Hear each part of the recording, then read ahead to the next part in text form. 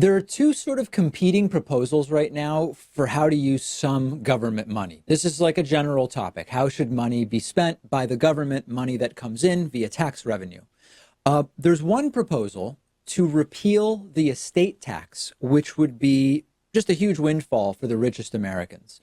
There's another proposal to give back pay to the hundreds of thousands of federal contractors who lost pay during the recent government shutdown.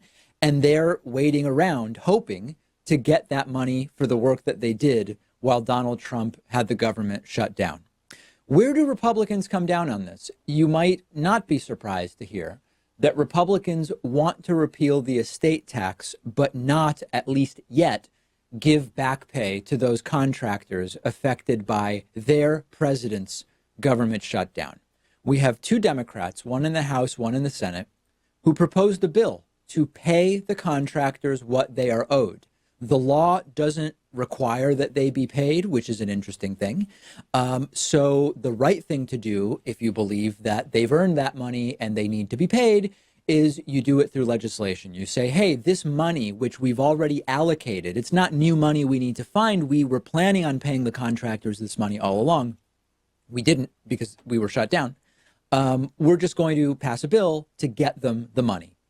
That would affect hundreds of thousands or possibly millions of contractors, according to the Washington Post, a lot of people.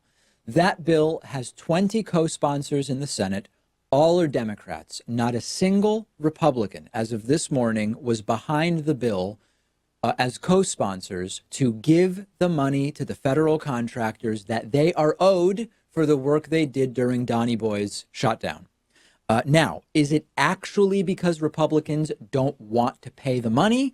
Is it because Republicans don't care about paying the contractors? Not necessarily. I'm guessing that there are Republicans who are saying, oh, I'm not co-sponsoring that bill, merely because they don't want more attention on the fact that the shutdown was a disaster. And they figure keep it out of the news by not putting my name as a co-sponsor on this bill.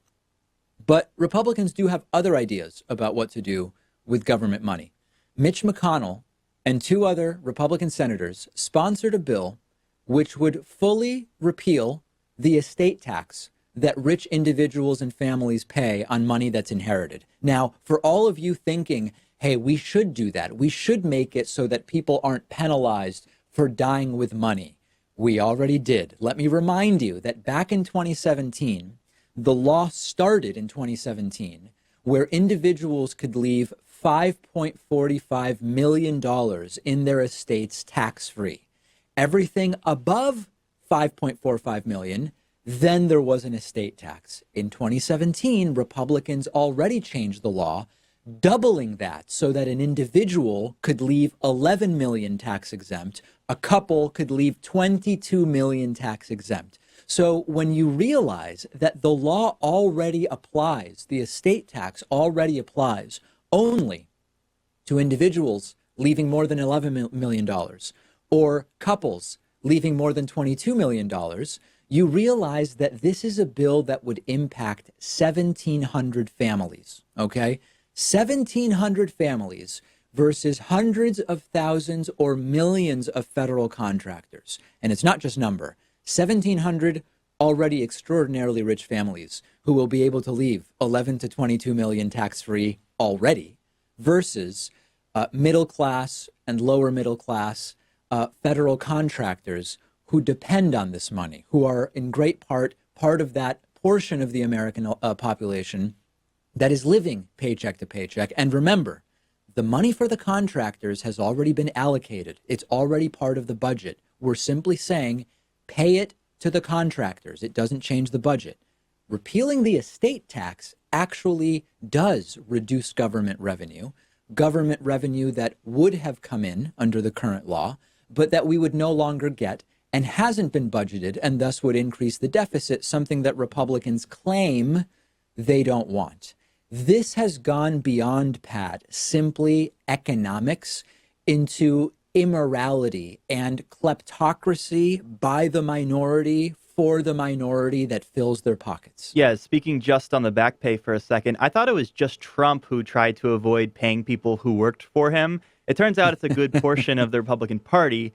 And also, I would go a step further. I don't think that the federal contractors are just owed back pay. I think they're owed like 3 or 4% interest on top of that. If you're late on your taxes, you have to pay interest on it. You'll get penalized. You end up having to pay more than you initially owed. I think we also owe those federal contractors not only for the time that they missed, but also a little something extra. Yeah, that's something that's being discussed, which is the idea that if you ended up having to, I don't know, take a loan out in order to make your mortgage payment or pay rent or buy groceries or whatever as the shutdown was going on, as a result of Donald Trump's temper tantrum, shouldn't you be compensated for that? If you are paying interest on a loan because of the shutdown, shouldn't you have that made up to you? And I think that ship hasn't, it's not that that ship has sailed. That ship doesn't exist. That ship hasn't been built. That ship is just an idea, not even in a boatyard yet, to take the ship analogy to its full conclusion. It's the Gilded Age kleptocracy swamp. I don't know what to call it, but we need to end it in 2020. Today's program is sponsored in part by Blinkist.com/Pakman. If you've not already heard about Blinkist, it's amazing. It's an app for your phone, tablet, or web browser. And what they do is they take nonfiction books, popular nonfiction, critically acclaimed nonfiction. They condense the book into a 15-minute audiobook. You get all the most important information and insights from each book, but you can soak up the entire essence of the book in one sitting. I've listened to a ton of books on Blinkist. One recent one is Robert Reich's new book, The Common Good. Also, Bunk by Kevin Young, useful in preparing me for the pseudoscience miniseries that we're producing. And if you are a David Pakman Show viewer or listener, you can get a 7-day free trial by going to Blinkist.com/Pakman. If you're watching on YouTube, use the link in the video description. After the free trial, if you like it, you can get the full access to thousands of condensed audiobooks for about $5 a month. That's BLINKIST.com/PAKMAN.